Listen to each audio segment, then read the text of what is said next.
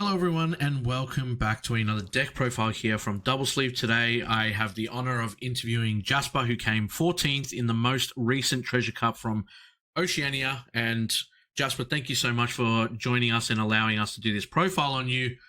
And to give everyone watching a bit of backstory, Jasper actually came second in the Melbourne regional and has backed it up with a top 16 finish down there in the online tournament as well. So again, Jasper, thank you so much for taking your time to jump in with us today.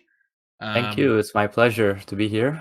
And I just want to kind of give everyone, I guess, the insight that might not have seen your previous profile and kind of maybe is interested in playing with Zoro. Obviously, you've got the deck put out there in front of you, and people might have already seen your profile as well. But I just want to dive a little bit deeper with you and kind of get your thought process and the way that you've got your deck set up. Um, First of all, if you don't mind, could you give us a rundown of obviously what the event, I guess, paired you up with in terms of your opponents and how you kind of took that on board and what those matchups were? Yep. So for during that day, I faced like three Kinemons. I faced two Laws, one Zoro, one Kid, and one Strawbeard. It was I didn't expect that much green, to be honest, but I think Zoro does pretty well into green if they know how to play the matchup. And obviously, you mentioned that you came I mentioned you came second in the Melbourne regional. What was the difference in between, I guess, that point and this point now? You mentioned just then green wasn't real. You didn't expect it to see that much. Is that because you didn't see too much at the Melbourne regional like a couple of weeks ago, and now all of a sudden the meta is now shifted back to green, or? Yeah, I think so. Yeah, because back in the Melbourne regionals, it was mostly everyone was playing like Strawbeard or like the Moby Beard, and there was like a few was it Luffy's? Yep. And I actually didn't face like any green during the Melbourne regionals. Oh, really? Yeah, that's why I was pretty surprised to meet like three Kinemon today. Oh, I actually did face Law, but there was only one, and it's like half red, half green. Yeah. Yep. Yeah, but I didn't face any Kinemons in the Melbourne Regional. Yeah, wow, that's very interesting. That Mm-hmm. obviously it's started to shift, and people are starting to obviously figure out different ways and different kind of play styles based on those previous results. But obviously, to you, congratulations. Obviously, you went from second place and then backed it up with a top 16 finish, which is obviously no easy feat in that term as well. And now, now that you've kind of, I guess, played both events, you mentioned off screen that this is the exact same deck list that you took from the Melbourne regionals into the Treasure Cup online, and I'm guessing, to be honest, the reason why you would do that is because if you came second, there's almost not much more that you can improve Yep. on. It's literally just getting that first place. So you're obviously quite happy with your list based on your Mm-hmm. results. Yep. Pretty happy with my list. Like the only thing I'd consider changing was the Rush Luffy. Mm-hmm. This one, Mm-hmm. the um anti-blocker Luffy. Yep. But and this card, I would only change it for the set. I forgot it was set 1 or set 2, but it was the Uta, the 4-cost Uta, that lets you salvage cost 3 or less from your bin. Ah, yes. Yeah, Yep. that Yep. that Yep. was the only card I consider changing the Luffy for. And is that still, after you've played this event, the only card that you think that you would still change, or?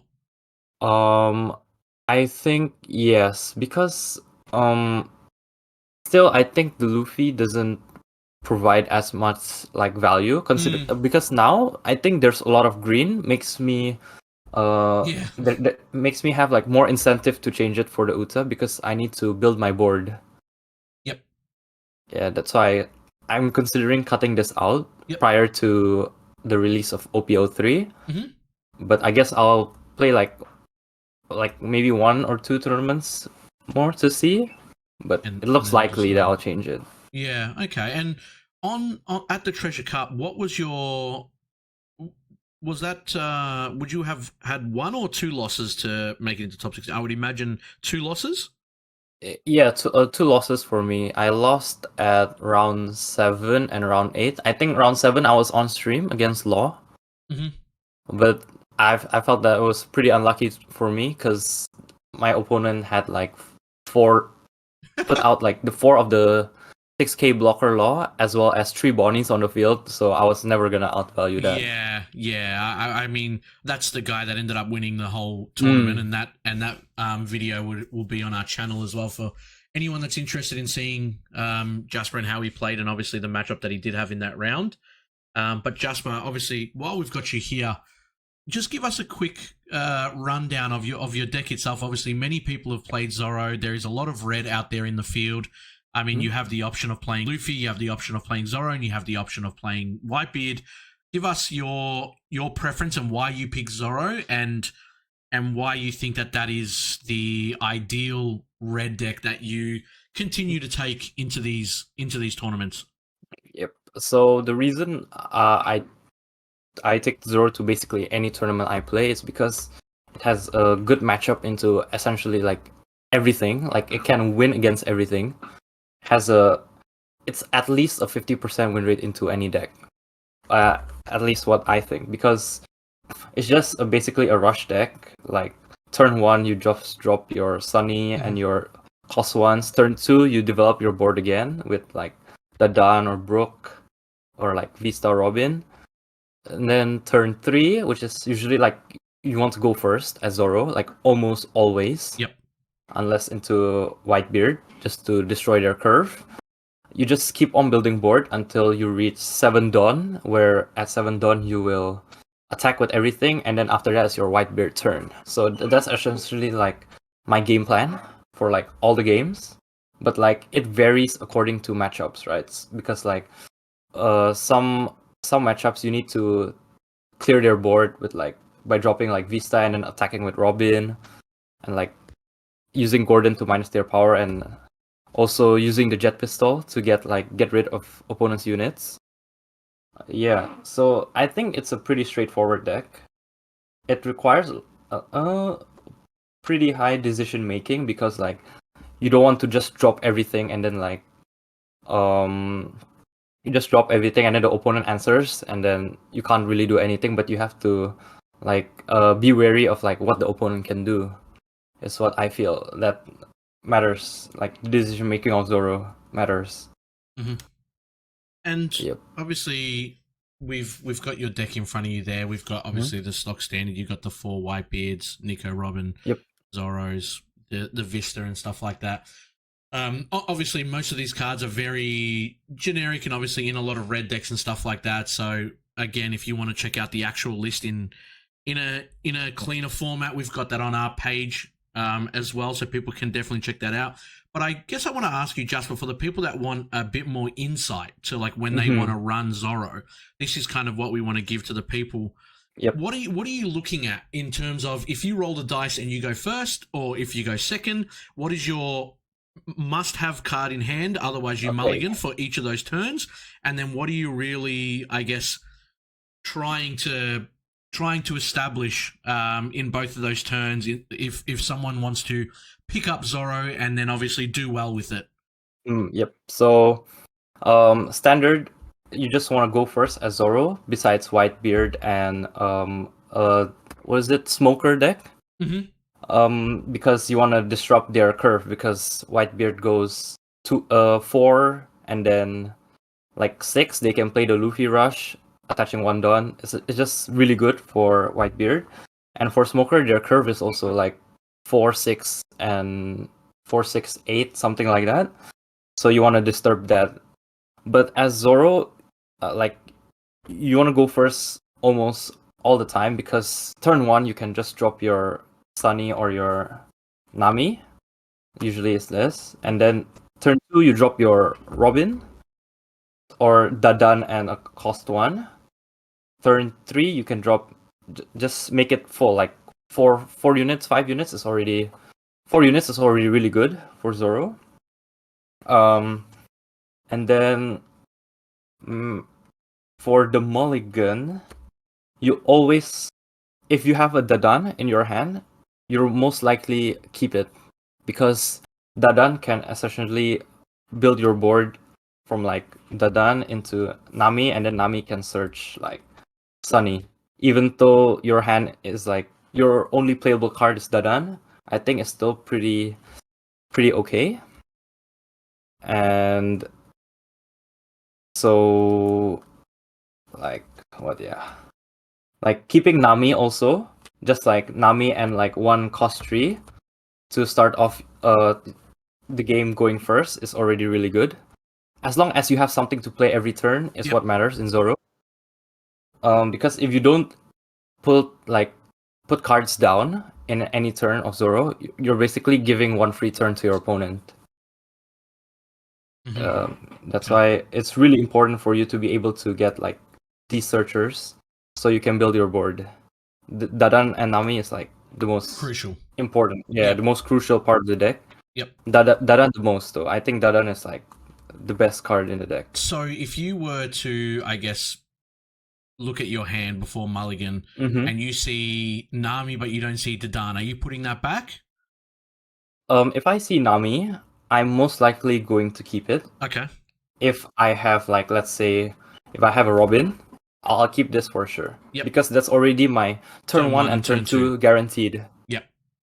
I can still draw like 2 cards off the top of my deck for turn 3, as well as getting 1 life from opponent attacking your leader. So that's already like 3 cards for you to play again for your turn 3. Yeah. And I guess just one more question, Jasper, while we've got you here as well. Zoro, it seems like it can, and I'm not sure, and correct me if I'm wrong here, you know, obviously the leader's effect is quite strong to put a Don underneath and then give all your characters 1k for the turn. Is that sometimes a trap in terms of, you know, people doing it automatically without thinking? Or is it something that you do almost every turn regardless of the position that you're in? Because I feel like some people keep the Don underneath their leader and then just kind of auto assume that they're going to attach it. And they've already kind of wasted that Don and it's kind of like non-existent. But then I feel like there are better plays to do than just automatically attaching that Don under your leader. Yep, I think that's for sure. You cannot just always put your Don under Zoro at all times because you want to play that extra Don to get your units out. Like let's say you have a Gordon in hand, just put it out. Because if you're not going to attack with your units, there's not really a point in putting 1 Don under Zoro, unless it's 2 to make it 7. In which the opponent has to guard with at least 2 cards. Yep. Because just attacking with 6 is just essentially like you think of it as a 1 card guard. You can just guard with Otama, right? Because that 1 extra Don doesn't really have much of an impact into getting your opponent to take life or not. Because 5 and 6 is basically the same thing. Yes. Yes. Like playing this deck, I will always think about the magic numbers. So I'm always reaching for 5 or 7. Usually I never attack like 6 or 8 because it's essentially impact. 7 and 8 is essentially the same thing. Yep. Because you're mostly just counting the amount of cards that the opponent has to get out from their hand to guard the attack. Yep. Yeah, that's why you can't always put your Don under Zoro. It's going to be a bit situational. I think that's good to, obviously, coming from someone that is obviously experienced with Zoro and obviously has proven with results that, you know, you do understand the ins and outs of the deck. That's why we obviously want to get you on here, and we do appreciate you taking the time to kind of explain this kind of stuff here. So, Jasper, obviously very appreciative for you, again, taking the time out and giving us this insight, and to all the people out there that are watching and want to know a bit more about Zoro, or want to know maybe any information, you can leave your comments below on the video and I'll try and get Jasper to answer them for you in case there's something that he maybe missed or something that you want to deep dive into. But for now, guys, we're going to wrap this one up. Keep it short and sweet. Jasper, again, congratulations, obviously coming second and then straight back to 14th. We can't wait to obviously see if you continue to run those numbers in future events, and hopefully we can get you back on the channel with an update to your list or what you might run in OP3 once we have those events. But Yep. Jasper, any last words that you wanna mention before we wrap this video up? I'd say play Zoro 2 for OPO3. I think it's the best deck. Yeah, wow. Okay, well, you heard it here, guys. Jasper is putting his neck on the line here, telling you all to play Zoro in OPO3. We will find out if he swears by that when we get the tournament results when OP3 launches next month. But again, guys, thank you so much for tuning in to the channel today. Make sure you subscribe for other deck profiles and more content coming your way on the channel. Thumbs up if you enjoyed deck profiles so we can make sure that we get you more. But again, thank you to everyone that's tuned in, and again, thank you to Jasper for taking your time to have us do Thank this you with for you. inviting me. And look, we hope to obviously see you again in the future, and obviously we hope that you continue to have more strong results in the future. Thank you. I'd love to come back here again next time. Yeah, we'll make sure we keep in touch. Yep. Thank you so much, Jasper, and to everyone else that's watching, thank you, and take care. Thank you.